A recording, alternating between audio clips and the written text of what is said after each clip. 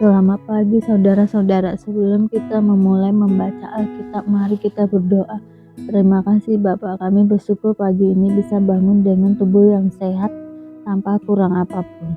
Sebelum kami melakukan aktivitas hari ini, kami rindu untuk membaca Alkitab Tuhan, untuk melandasi hidup kami dengan kebenaran-Mu. Oleh sebab itu kami semakin hari semakin berkenan di hadapan-Mu Tuhan. Urapilah setiap kami Tuhan, di dalam nama Tuhan Yesus. Haleluya. Amin. Lalu berkatalah Bileam kepada Balak, "Dirikanlah bagiku di sini 7 mezbah dan siapkanlah bagiku di sini 7 ekor lembu jantan dan 7 ekor domba jantan." Balak melakukan seperti yang dikatakan Bileam. Maka Balak dan Bileam mempersembahkan seekor lembu jantan dan seekor domba jantan di atas setiap mezbah itu. Sesudah itu berkatalah Bileam kepada Balak, "Berdirilah di samping korban bakaranmu, tetap aku ini hendak pergi. Mungkin Tuhan akan datang menemui aku, dan perkataan apapun yang dinyatakannya kepadaku akan kuberitahukan kepadamu." Lalu pergilah ia ke atas sebuah bukit yang gundul. Bileam memberkati Israel. Maka Allah menemui Bileam, lalu Bileam berkata kepadanya, "Ketujuh mezbah itu telah kuatur, dan kupersembahkan seekor lembu jantan dan seekor domba jantan di atas setiap mezbah." Kemudian Tuhan menaruh perkataan ke dalam mulut Bileam dan berfirman, "Kembalilah kepada Balak dan katakanlah demikian." Ketika ia kembali, maka Balak masih berdiri di situ di samping korban bakarannya bersama dengan semua pemuka Moab. Lalu Bileam mengucapkan sanjaknya, katanya, "Dari Aram aku disuruh datang oleh Balak raja Moab. Dari gunung-gunung sebelah timur datanglah," katanya, "kutuklah bagiku Yakub, dan datanglah, kutuklah Israel. Bagaimanakah aku menyerapa yang tidak diserapa Allah? Bagaimanakah aku mengutuk orang? Bagaimanakah aku mengutuk yang tidak dikutuk Tuhan? Sebab dari puncak gunung-gunung itu aku melihat mereka, dari bukit-bukit aku memandang mereka. Lihat, suatu bangsa yang diam tersendiri dan tidak mau dihitung di antara bangsa-bangsa kafir. Siapakah yang menghitung debu Yakub, dan siapakah yang membilang bondongan-bondongan Israel? Sekiranya aku mati seperti matinya orang jujur, dan sekiranya ajalku seperti ajal mereka." Lalu berkatalah Balak kepada Bileam, "Apakah yang kau lakukan kepadaku ini? Untuk menyerapa musuhku lah aku menjemput engkau, tetapi sebaliknya engkau memberkati mereka." Tetapi ia menjawab, "Bukankah aku harus berawas-awas supaya mengatakan apa yang ditaruh Tuhan ke dalam mulutku?" Lalu Balak berkata kepadanya, "Baiklah, pergi bersama-sama dengan aku ke tempat lain, dan dari sana engkau dapat melihat bangsa itu. Engkau akan melihat hanya bagiannya yang paling ujung, tetapi seluruhnya tidak akan kau lihat. Serapalah mereka dari situ bagiku." Lalu dibawanyalah dia ke padang pengintai, ke puncak gunung Pisga. Ia mendirikan 7 mezbah dan mempersembahkan seekor lembu jantan dan seekor domba jantan di atas setiap mezbah itu. Kemudian berkatalah ia kepada Balak, "Berdirilah di sini di samping korban bakaranmu, sedang aku hendak bertemu dengan Tuhan di situ." Lalu Tuhan menemui Bileam dan menaruh perkataan ke dalam mulutnya dan berfirman, "Kembalilah kepada Balak dan katakanlah demikian." Ketika ia sampai kepadanya, Balak masih berdiri di samping korban bakarannya bersama-sama dengan pemuka-pemuka Moab. Berkatalah Balak kepadanya, "Apakah yang difirmankan Tuhan?" Lalu diucapkannya lah sanjaknya, katanya, "Bangunlah, hai Balak, dan dengarlah, pasanglah telingamu mendengarkan aku, ya anak Zippor. Allah bukanlah manusia sehingga ia berdusta, bukan anak manusia sehingga ia menyesal. Masakan ia berfirman dan tidak melakukannya, atau berbicara dan tidak menepatinya? Ketahuilah, aku mendapat perintah untuk memberkati, dan apabila dia memberkati, maka aku tidak dapat memberkatinya. Tidak ada ditengok kepincangan di antara keturunan Yakub, dan tidak ada dilihat kesukaran di antara orang Israel. Tuhan Allah mereka menyertai mereka, dan sorak-sorak karena raja ada di antara mereka. Allah yang membawa mereka keluar dari Mesir adalah bagi mereka seperti tanduk kekuatan lembu hutan. Sebab tidak ada mantera yang mempan terhadap Yakub. ataupun tenungan yang mempan terhadap Israel. Pada waktunya akan dikatakan kepada Yakub. Begitu juga kepada Israel keajaiban yang diperbuat Allah. Lihat suatu bangsa yang bangkit seperti singa betina dan yang berdiri tegak seperti singa jantan, yang tidak membaringkan dirinya sebelum ia memakan memangsanya dan meminum darah dari yang mati dibunuhnya. Lalu berkatalah Balak kepada Bileam, jika sekali-kali tidak mau engkau menyerapa mereka, janganlah sekali-kali memberkatinya. Tetapi Bileam menjawab Balak, bukankah telah kukatakan kepadamu, segala yang akan difirmankan Tuhan itulah yang akan kulakukan.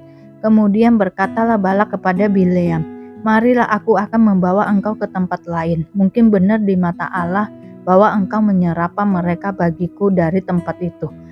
Lalu Balak membawa Bileam ke puncak gunung Peor yang menghadap padang belantara. Berkatalah Bileam kepada Balak, dirikanlah bagiku di sini 7 mezbah dan siapkanlah di sini bagiku 7 ekor lembu jantan dan 7 ekor domba jantan. Lalu Balak melakukan seperti yang dikatakan Bileam. Maka ia mempersembahkan seekor lembu jantan dan seekor domba jantan di atas setiap mezbah itu. Ketika dilihat Bileam bahwa baik di mata Tuhan untuk memberkati Israel, ia tidak mencarikan pertanda lagi seperti yang sudah-sudah, tetapi ia menghadapkan mukanya ke arah padang gurun. Ketika Bileam memandang ke depan dan melihat orang Israel berkemah menurut suku mereka, maka roh Allah menghinggapi dia. Lalu diucapkannya lah sanjaknya katanya, tutur kata Bileam bin Beor, tutur kata orang yang terbuka matanya, tutur kata orang yang mendengar firman Allah yang melihat penglihatan dari Yang Maha Kuasa sambil rebah, namun dengan mata tersingkap. Alangkah indahnya kemah-kemahmu, hai Yakub, dan tempat-tempat kediamanmu, hai Israel, sebagai lembah yang membentang semuanya, sebagai taman di tepi sungai, sebagai pohon gaharu yang ditanam Tuhan, sebagai pohon aras di tepi air. Air mengalir dari timbannya dan benihnya mendapat air banyak-banyak. Rajanya akan naik tinggi melebihi Agag, dan kerajaan akan dimuliakan. Allah yang membawa mereka keluar dari Mesir adalah bagi mereka seperti tanduk kekuatan lembu hutan. Bangsa-bangsa yang menjadi lawannya akan ditelannya habis, dan tulang-tulang mereka akan dihancurkannya, dan akan ditembakkannya tembus dengan panah-panahnya. Ia meniarap dan merebahkan diri sebagai singa jantan dan sebagai singa betina. Siapakah yang berani membangunkannya? Diberkatilah orang yang memberkati engkau, dan terkutuklah orang yang mengutuk engkau. Nubuat Bileam. Lalu bangkitlah amarah Balak berhadap Bileam, dan dengan meremas-remas jarinya berkatalah ia kepada Bileam, untuk menyerapa musuhku aku memanggil engkau, tetapi sebaliknya sampai 3 kali engkau memberkati mereka. Oleh sebab itu, enyalah engkau ke tempat kediamanmu. Aku telah berkata kepadamu, aku telah bermaksud memberi banyak upah kepadamu, tetapi Tuhan telah mencegah engkau memperolehnya.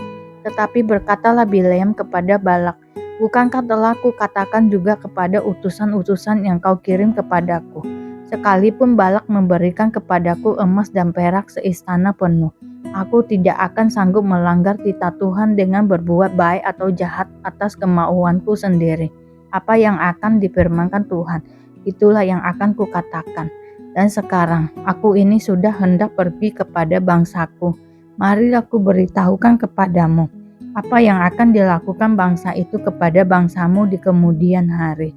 Lalu diucapkannya lah sanjaknya katanya, tutur kata Bileam bin Beor, tutur kata orang yang terbuka matanya, tutur kata orang yang mendengar firman Allah dan yang beroleh pengenalan akan Yang Maha Tinggi, yang melihat penglihatan dari Yang Maha Kuasa sambil rebah namun dengan mata tersingkap. Aku melihat dia, tetapi bukan sekarang. Aku memandang dia, tetapi bukan dari dekat. Bintang terbit dari Yakub, tongkat kerajaan timbul dari Israel, dan meremukkan pelipis-pelipis Moab, dan menghancurkan semua anak Set. Maka Edom akan menjadi tanah pendudukan, dan Seir akan menjadi tanah pendudukan musuh-musuhnya itu. Tetapi Israel akan melakukan perbuatan-perbuatan yang gagah perkasa. Dan dari Yakub akan timbul seorang penguasa. yang akan membinasakan orang-orang yang melarikan diri dari kota. Ketika ia melihat orang Amalek, diucapkannya lah sanjaknya. Katanya, yang pertama di antara bangsa-bangsa ialah Amalek, tetapi akhirnya ia akan sampai kepada kebinasaan. Ketika ia melihat orang Keni, diucapkannya lah sanjaknya. Katanya, kokoh tempat kediamanmu, tertaruh di atas bukit batu sarangmu. Namun orang Keni akan hapus. Berapa lama lagi maka Asyur akan menawan engkau. Diucapkannya lah juga sanjaknya. Katanya, celaka. Siapakah yang akan hidup apabila Allah melakukan hal itu? Tetapi kapal-kapal akan datang dari pantai orang Kitim. Mereka akan menindas Asyur dan menindas Heber. Lalu ia pun juga akan sampai kepada kebinasaan. Lalu bersiaplah Bileam dan pulang ke tempat kediamannya. Dan Balak pun pergilah juga. Israel menyembah Baal Peor, sementara Israel tinggal di Sitim. Mulailah bangsa itu berzina dengan perempuan-perempuan Moab. Perempuan-perempuan ini mengajak bangsa itu ke korban sembelihan bagi Allah mereka. Lalu bangsa itu turut makan dari korban itu dan menyembah Allah orang-orang itu. Ketika Israel berpasangan dengan Baal Peor, bangkitlah murka Tuhan terhadap Israel. Lalu berfirmanlah Tuhan kepada Musa, tangkaplah semua orang yang mengepulai bangsa itu dan gantunglah mereka di hadapan Tuhan di tempat terang, supaya murka Tuhan yang bernyala-nyala itu surut daripada Israel. Lalu berkatalah Musa kepada hakim-hakim Israel, baiklah masing-masing kamu membunuh orang-orangnya yang telah berpasangan dengan Baal Peor.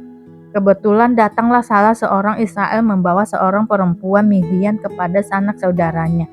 Dengan dilihat Musa dan segenap umat Israel yang sedang bertangis-tangisan di depan pintu kemah pertemuan. Ketika hal itu dilihat oleh Pinehas, anak Eleazar, anak Imam Harun, bangunlah ia dari tengah-tengah umat itu dan mengambil sebuah tombak di tangannya, mengejar orang Israel itu sampai ke ruang tengah dan meningkam mereka berdua, yakni orang Israel dan perempuan itu, pada perutnya. Maka berhentilah tulah itu menimpa orang Israel. Orang yang mati karena tulah itu ada 24.000 orang banyaknya.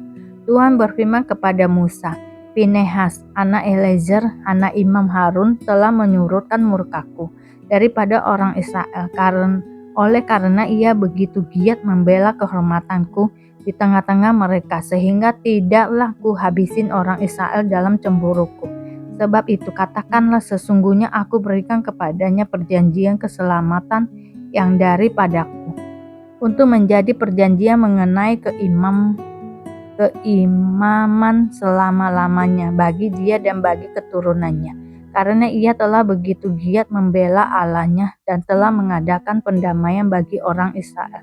Nama orang Israel yang mati terbunuh bersama-sama dengan perempuan Midian itu ialah Jimri bin Salu, pemimpin salah satu puak orang Simeon. Dan nama perempuan Midian yang mati terbunuh itu ialah Kotsbi binti Jurjur, itu adalah seorang kepala kaum, yaitu puak di Midian. Kemudian berfirmanlah Tuhan kepada Musa, lawanlah orang Midian itu dan tewaskanlah mereka, sebab mereka telah melawan kamu dengan daya upaya yang dirancang mereka terhadap kamu dalam hal Peor dan dalam hal Kotsbi, saudara mereka, yakni anak perempuan seorang pemimpin Midian. Kotsbi itu mati terbunuh pada waktu turunnya tulah karena Peor itu. Yesus disalibkan. Pada waktu itu lewat seorang yang bernama Simon, orang Kirene, ayah Alexander dan Rufus, yang baru datang dari luar kota. Namun orang itu mereka paksa untuk memikul salib Yesus. Mereka membawa Yesus ke tempat yang bernama Golgota, yang berarti tempat tengkorak. Lalu mereka memberi anggur bercampur mur kepadanya, tetapi ia menolaknya. Kemudian mereka menyalibkan dia, lalu mereka membagi pakaiannya dengan membuang undi atasnya untuk menentukan bagian masing-masing. Hari jam 9 ketika ia disalibkan, dan alasan mengapa ia dihukum disebut pada tulisan yang terpasang di situ, Raja orang Yahudi. Bersama dengan dia disalibkan 2 orang penyamun, seorang di sebelah kanannya dan seorang di sebelah kirinya. Demikian genaplah nas Alkitab yang berbunyi, ia akan terhitung di antara orang-orang durhaka. Orang-orang yang lewat di sana menghujat dia, dan sambil menggelengkan kepala mereka berkata, "Hai engkau yang mau merubuhkan bait suci dan mau membangunnya kembali dalam 3 hari, turunlah dari salib itu dan selamatkan dirimu." Demikian juga imam-imam kepala bersama-sama ahli Taurat mengolok-olokkan dia di antara mereka sendiri, dan mereka berkata orang lain ia selamatkan, tetapi dirinya sendiri tidak dapat dia selamatkan. Baiklah Mesias, Raja Israel itu, turun dari salib itu, supaya kita lihat dan percaya. Bahkan kedua orang yang disalibkan bersama-sama dengan dia mencela dia juga. Yesus mati. Pada jam 12 kegelapan meliputi seluruh daerah itu dan berlangsung sampai jam 3. Dan pada jam 3 berserulah Yesus dengan suara nyaring, "Eloi, Eloi lama sabachthani," yang berarti, "Allahku, Allahku, mengapa engkau meninggalkan aku?" Mendengar itu beberapa orang yang berdiri di situ berkata, "Lihat, ia memanggil Elia." Maka datanglah seorang dengan bunga karang, mencelupkannya ke dalam anggur asam, lalu mencucukkannya pada sebatang bulu dan memberi Yesus minum serta berkata, "Baiklah kita tunggu dan melihat apakah Elia datang untuk menurunkan dia." Lalu berserulah Yesus dengan suara nyaring dan menyerahkan nyawanya. Ketika itu tabir bait suci terbelah 2 dari atas sampai ke bawah. Waktu kepala pasukan yang berdiri berhadapan dengan dia melihat matinya demikian, berkatalah ia, "Sungguh, orang ini adalah anak Allah." Ada juga beberapa perempuan yang melihat dari jauh, di antaranya Maria Magdalena, Maria ibu Yakobus muda, dan Yoses serta Salomo. Mereka semuanya telah mengikuti Yesus dan melayaninya waktu ia di Galilea, dan ada juga di situ banyak perempuan lain yang telah datang ke Yerusalem bersama-sama dengan Yesus. Yesus dikuburkan. Sementara itu hari mulai malam, dan hari itu adalah hari persiapan, yaitu hari menjelang Sabat. Karena itu Yusuf orang Arimatea, seorang anggota majelis besar yang terkemuka, yang juga menanti-nantikan kerajaan Allah, memberanikan diri menghadap Pilatus dan meminta mayat Yesus. Pilatus heran waktu mendengar bahwa Yesus sudah mati. Maka ia memanggil kepala pasukan dan bertanya kepadanya, apakah Yesus sudah mati? Sesudah didengarnya keterangan kepala pasukan, ia berkenan memberikan mayat itu kepada Yusuf. Yusuf pun membeli kain lenan, kemudian ia menurunkan mayat Yesus dari salib dan mengapalinya dengan kain lenan itu. Lalu ia membaringkan dia di dalam kubur yang digali di dalam bukit batu. Kemudian digulungkannya sebuah batu ke pintu kubur itu. Maria Magdalena dan Maria ibu Yoses melihat di mana Yesus dibaringkan. Terima kasih Bapak untuk hari ini, sehingga kami dapat membaca Alkitab-Mu Tuhan. Mari doa Bapa kami. Bapa kami yang di surga, dikuduskanlah nama-Mu, datanglah kerajaan-Mu, jadilah kehendak-Mu di bumi seperti di surga. Berikanlah kami pada hari ini makanan kami yang secukupnya, dan ampunilah kami akan kesalahan kami, seperti kami juga mengampuni orang yang bersalah kepada kami. Dan janganlah membawa kami ke dalam pencobaan, tetapi lepaskanlah kami daripada yang jahat, karena Engkaulah yang mempunyai kerajaan dan kuasa dan kemuliaan sampai selama-lamanya. Terima kasih Bapa. Kami selalu bersyukur atas apapun Tuhan berikan hidup kami. Engkau tidak pernah meninggalkan kami ya Bapa. Hidup kami akan senantiasa berkecukupan di dalam-Mu. Di dalam nama Tuhan Yesus kami berdoa dan mengucap syukur. Amin, amin, amin. Tuhan Yesus memberkati.